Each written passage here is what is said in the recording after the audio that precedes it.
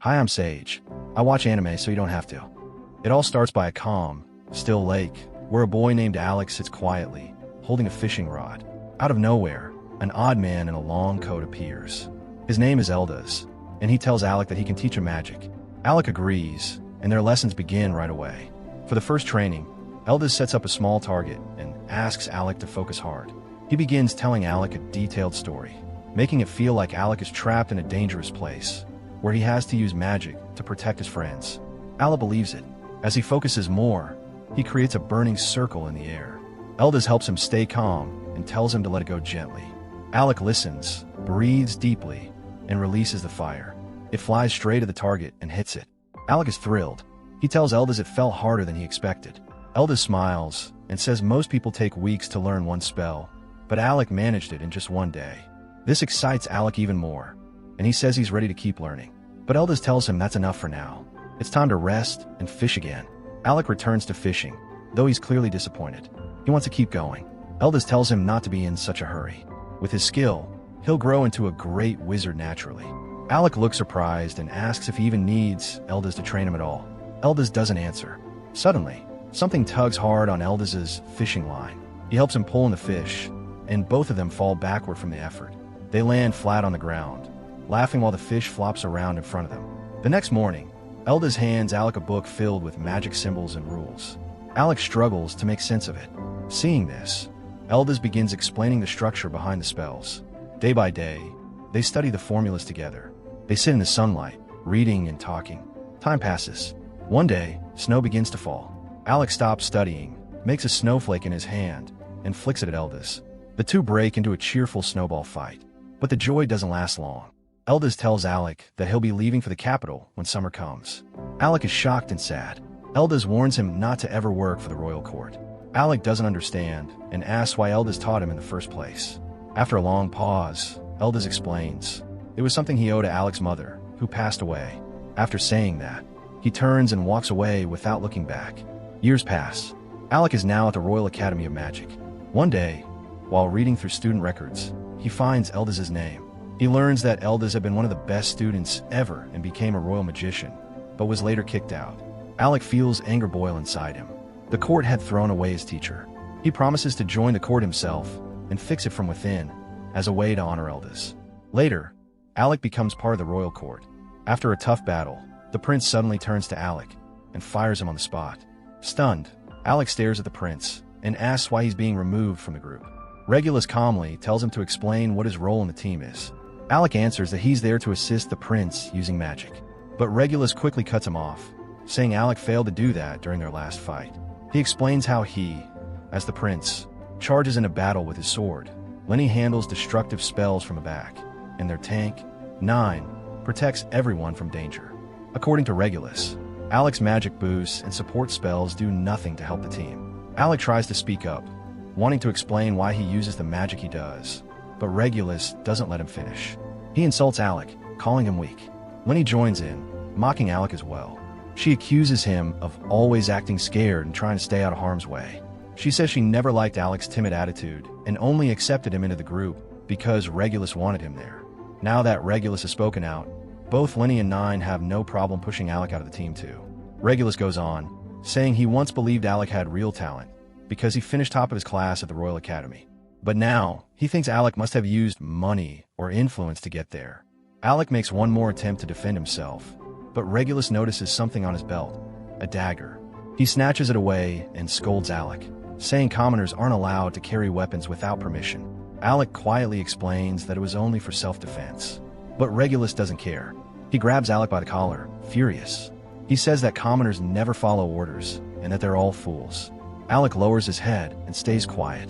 Then, Regulus rips Alec's magician's cloak off, telling him he no longer deserves to wear it. The prince's words shake Alec deeply, and he stands frozen in silence while the others head into the dungeon without him. Later, Alec returns to his home and studies the dungeon map. He knows that at level 30, the enemies become too strong for Regulus to handle without magical help. Worried, he decides to take action. He travels back to the capital and tries to enter through the gates, but the royal guards stop him. They remind him he's no longer a court magician and that regular citizens aren't allowed inside. While he argues with them, Lenny appears. She wastes no time throwing insults at Alec, bringing up rumors that he once reached level 67 in a dungeon. She laughs and says he must have made that up to seem impressive. As she turns to leave, Alec walks forward, trying to follow her, but the guards block his path. He pulls out a scroll and begs Lenny to give it to the prince. She stops, glances back, and takes it. For a moment, Alec thinks she'll help, but instead, she smirks, tears the scroll into pieces, and drops it at his feet. Without another word, she tells the guards to throw him out. After that, Alec heads back to town, heartbroken. He feels like he failed. Despite 4 years of trying, he couldn't change the court. As he stands there, a familiar voice calls out. It's Yura, his old party leader. She sees him and runs over, wrapping him in a hug. The two of them sit together, and Alec slowly begins to share everything that's happened. Seeing how down Alec looks, Yura starts to get upset about how unfair the royal court in Galana really is. She talks angrily about how obsessed the court is with keeping nobles and commoners apart. Alec grows tense, worried someone might overhear them. But Yura shrugs it off, reminding him they're alone. And then, with a softer voice, she brings up everything he's been through. Alec tells her he'll be okay, but instead of pity, Yura actually seems pleased that he got kicked out of the prince's party. This confuses Alec. He looks at her, puzzled. That's when Yura reminds him of something she said long ago. That one day, she would bring him back to her team. She says she came all the way to the capital just for that reason. She stands up and asks if he'll join her again. Alec doesn't answer, still frozen in disbelief.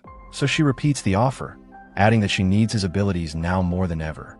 Feeling overwhelmed, Alec says the court cast him aside because he was seen as useless. But Yura just laughs. She tells him it doesn't matter at all. In fact, her whole team has been waiting for him to come back. She says that if he wants, he could even aim to return to the court someday. She believes he still has that potential. Alec's eyes begin to water. He stands up to accept her offer, and Yura gives him a smile, welcoming him back to their top-ranked party, lasting period. As she holds his hands, Alec feels warmth inside, the comfort of returning to the people who always believed in him. The two of them begin their journey back home together. Later, while Alec dozes off in the carriage, a dream of Eldaz's warning echoes in his mind. Never become a court magician. When he wakes, Yura tells him they're still a little far from Fizzle. Alec nods but stays awake. Yura notices and asks what's wrong. He explains that everything unfolded just like Eldaz warned, then goes quiet, lost in thought. Meanwhile, back in the capital, Prince Regulus hears from Lenny that Alec has officially left the kingdom and become a full-time adventurer. Regulus laughs, mocking Alec for ever calling himself the greatest genius from the academy. He thinks Alec ran away because he was afraid. Lenny, cheerful, hands the prince a drink to toast their newest teammate, a gifted noble from Duke Fornius's family. Regulus raises his glass, takes a sip, and laughs loudly, while Lenny gazes at him with a grin, as if the two of them already believe they'll conquer the entire dungeon with ease. Far from the capital, Alec and Yura finally reach Fizzle. Alec feels at peace, surrounded by fellow adventurers. Yura tells him they'll be heading into a dungeon west of the city. But first, she needs to get him signed up at the Adventurers Guild. When they arrive, the guild's receptionist tells them they'll need a special permit to go beyond the 30th floor. She also explains that only adventurers who've been registered for at least 2 years can apply for it. Yura looks annoyed and asks why Kra, one of her team members, didn't get the permit earlier. The receptionist says Kra tried to force the guild to hand it over by threatening them. Embarrassed, Yura covers her face. Later, she and Alec grab something to eat. Still annoyed, Yura grumbles while biting into her sandwich. She says they can't afford to wait 2 whole years just to reach the 52nd floor of the dungeon. But after finishing her food, her mood improves. She decides they'll explore easier sections first to warm up. Alec is surprised, but Yura explains that it'll help prepare them for the bigger fights later on. Feeling encouraged again, Yura stands and tells Alec to enjoy the moment. They're now in the legendary city of dungeons.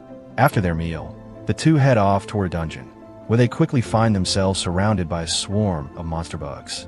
Yura casts a protective spell on Alec as he dashes forward and slashes down a group of the insect-like creatures.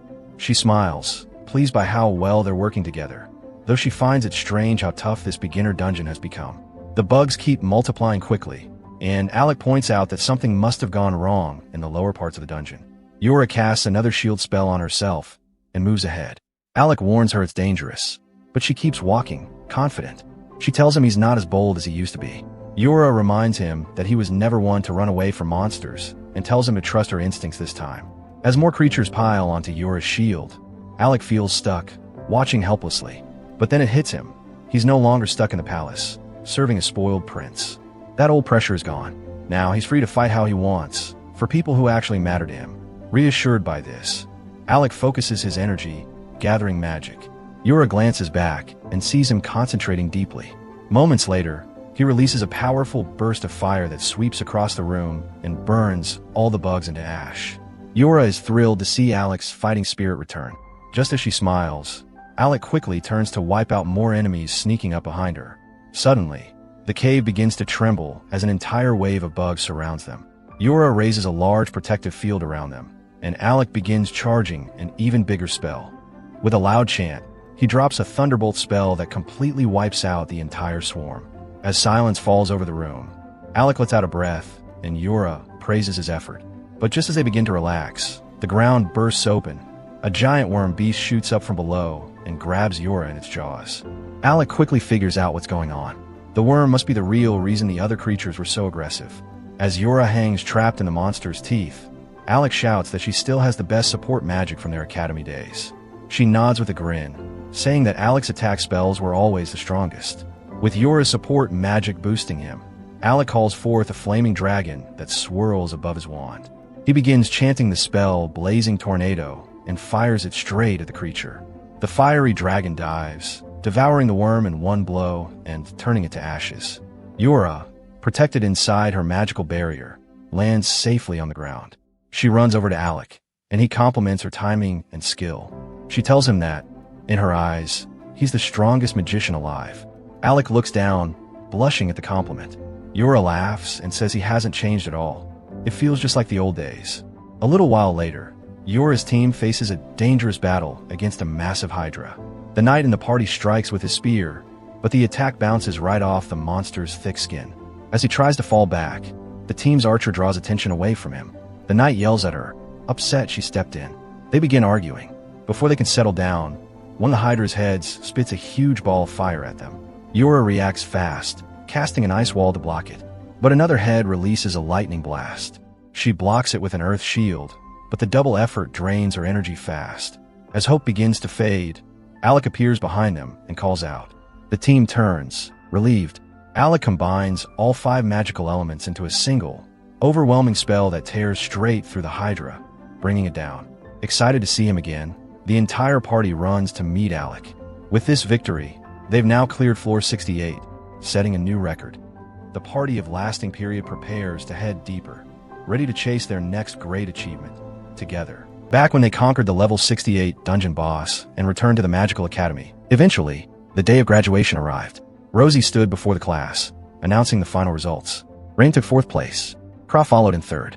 Yura stood proudly as runner-up, and Alec, by far, claimed the top position, breaking academy records and earning the title of valedictorian. The students cheered. They were full of pride and hope, making jokes at Rosie's expense, which of course earned them a few playful smacks from her staff. But those were happy times. As they left the academy gates together, other students watched from a distance, envy clear in their eyes. Everyone believed they were witnessing the birth of a legendary adventuring party, one destined to become heroes of their age. But fate had other plans. Not long after graduation, Alec made a shocking announcement. He revealed that he had no interest in continuing as an adventurer. Instead, he wanted to become a court magician. His friends were stunned. After everything they had gone through together, this decision seemed out of nowhere. But deep down, they understood. A court magician's life was stable, secure, and far less dangerous. Even if they were disappointed, they supported him wholeheartedly. Yura even promised that someday, somehow, they would fight side by side again. Years later, that promise would finally come true. In the present day, Yura and Alec sat together at a bar, celebrating their reunion. After just 1 glass of booze, Yura was completely blackout drunk, just like the old days. She got loud, angry about how they weren't yet allowed to enter the deeper dungeons, and ranted for a while before passing out face first on the table. Alec couldn't help but smile, remembering how she hadn't changed one bit since their academy years. Gently, he placed his jacket over her shoulders to keep her warm. But peace doesn't last long in a place like this. One of the men at the bar, clearly one of those self-proclaimed alpha types, noticed Alec's gesture and sneered. He started mocking him, calling him a beta male and laughing loudly. Alec ignored him completely, but the man wasn't done. Fueled by ego and cheap liquor, he grabbed a bottle and swung it down toward Alec's head. The bottle never connected. A glowing mana shield instantly appeared, blocking the attack like glass. Alec turned slowly to face the man. The guy smirked, clearly enjoying the attention. He called Alec a court magician and said he didn't expect someone so elite to be hanging around adventurers. Alec was confused by the sudden shift in tone, until the man pulled out a small card and set it on the table. It was an adventurer's pass. When Alec asked what this was supposed to mean, the man simply said it was an apology for the bottle stunt, but with one condition. Alec had to show him his magic. Before Alec could respond, Yura suddenly stirred awake, mumbling that this man was the guild master. Alec froze. Of all people, the guild master himself was sitting right here. The man introduced himself as Levy. Alec immediately recognized the name. Levy, the former leader of an S-ranked adventuring party, a living legend. Levy laughed it off, saying those days were behind him. Then, with a grin, he invited Alec to the guild's underground training area, saying he wanted to test him properly. Yura protested, reminding everyone that Alec had been drinking. But Alec assured her that he still had enough mana left for a proper fight. Levy explained the rules simply. All Alec had to do was impress him. That was it. The two faced each other on the training ground. Alec opened with a thunderbolt spell, but Levy dodged with expert precision, countering with bursts of water magic that exploded like pressurized balloons. Alec quickly realized Levy had the advantage in range. If he wanted to stand a chance, he had to close the distance. He moved in fast, but Levy didn't retreat. Instead, the guild master slammed his fists into the ground, activating reinforcement magic that boosted his speed and strength to inhuman levels. In an instant, Levy vanished and reappeared beside Alec, circling him at blinding speed before landing a powerful punch. Alec barely managed to block it with a mana shield, but the shield shattered, and Alec was sent flying into the wall. Levy was impressed. Not many could survive that hit. But Alec slowly stepped out of the dust, smiling. He admitted that he had almost forgotten. He wasn't a court magician bound by rules anymore. He was free to fight however he wanted, to unleash everything he had. Levy grinned, telling him to show it. Alec raised his staff and transformed it into a glowing magical blade. Levy launched another volley of water attacks, but this time Alec cut through them easily. Then, pretending to go on the offensive, Alec baited Levy into using his speed boost again. The moment Levy dashed forward, Alec triggered a hidden mana trap beneath him, detonating a massive thunderbolt that blasted through the floor. As the smoke cleared, Alec slashed across Levy's side in one smooth motion. Levy stood still for a moment, acknowledging Alec's strength. But the fight wasn't over. With a grin, he activated his trump card, dragon-scale gauntlets that shimmered with power. His aura spiked as the air rippled around him. He dashed again, his punches now strong enough to crack stone. Alec's lightning magic barely fazed him. Even direct hits couldn't stop Levy's advance. Levy kept coming, each punch heavier than the last. Alec blocked what he could, dodged what he couldn't. He realized Levy could even heal himself through the gauntlets, which made this battle a war of endurance he couldn't win. If it dragged on, Alec would run out of mana first. So he made a choice, go all in. He surged forward, slashing and striking with everything he had. Levy blocked every hit, laughing, telling Alec to show him something better. Alec shot back with his own taunt, which seemed to annoy Levy enough to make him reckless. The guild master threw a massive double-handed smash, creating a shockwave that filled the room with dust. When it cleared, Alec was still standing, but barely. He charged again, landing one final blow before collapsing to the ground, completely drained. His weapon fell beside him, lifeless, as his vision faded. Yura rushed over immediately, casting healing spells while cursing under her breath. Just then, Rain appeared, leaning casually against the doorway, smirking at Levy for using his strongest skills against a lower-ranked magician. Levy brushed him off, saying it was just a test, and that Alec had already passed. Rain carried Alec to another room, so he could rest. When Alec finally woke up, Rain was sitting nearby, reminiscing about how long it had been since they'd all been together like this. Their quiet moment didn't last long, though. The guild receptionist suddenly burst in, panicked, saying she needed Levy urgently. Levy sighed, grabbed her by the shoulder, and left the room. Meanwhile, Rain poured himself a drink and demanded that Yura tell him everything that had happened to Alec since leaving the academy. As she spoke, Rain's expression darkened. He learned how Alec had been treated, how the court forced him to carry their supplies, barred him from combat, limited his magic, and even refused to let him wield a dagger. When he found out Alec had trained himself from scratch in defensive magic just to survive, Rain's anger boiled over. He smashed his bottle in rage, waking Alec. Alec was surprised to see him there, but Yura quickly told him the good news, that Levy had given them the adventurer's pass. Alec smiled. For the first time in years, things were finally looking up. Now, they could challenge the higher-level dungeons again, together. But Rain had other plans. He said they needed to take revenge first, sneak into the royal palace, and teach the prince and his party a lesson. Alec immediately refused, reminding him that attacking other adventurers was strictly forbidden. Yura agreed. Alec placed a hand on Rain's shoulder and said that the best revenge wasn't violence. It was success. Becoming stronger, living freely, and proving everyone wrong would be enough. Rain thought for a moment, then grinned. He said that if they became the strongest party in the world, the royal family would eventually have to beg for their help, and that when that day came, it would feel amazing to turn them down. Alec chuckled and agreed. That was a plan he could get behind. Elsewhere in the guild, things were far from calm. The S-ranked adventurer Krista was being treated for severe injuries. Levy stood by silently as the receptionist patched her up. If an S-rank party had been wiped out, that meant serious trouble. Krista, barely conscious, told Levy that her team was still stranded deep in the dungeon. They needed help.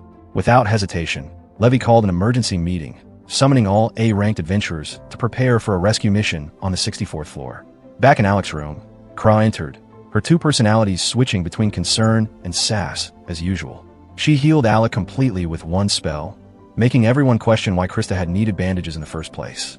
Moments later, Yora and Rain burst in, announcing that the guild was heading to rescue the stranded S-rank party, and that they were joining in. Alec listened quietly as they explained that the 64th floor was different. Magic didn't work there, and adventurers had to rely entirely on potions and physical combat. It was a terrifying prospect, especially since even the strongest had fallen there. When asked if he was sure about joining, Alec thought for a moment, then nodded. They had come this far together. He wasn't backing out now. As the four of them stood before the dungeon entrance, Rain raised his hand and grinned, saying this was the moment, the beginning of their legend. And for the first time in a long while, they all believed it. That was the end of episode 2. Subscribe to not miss the next part.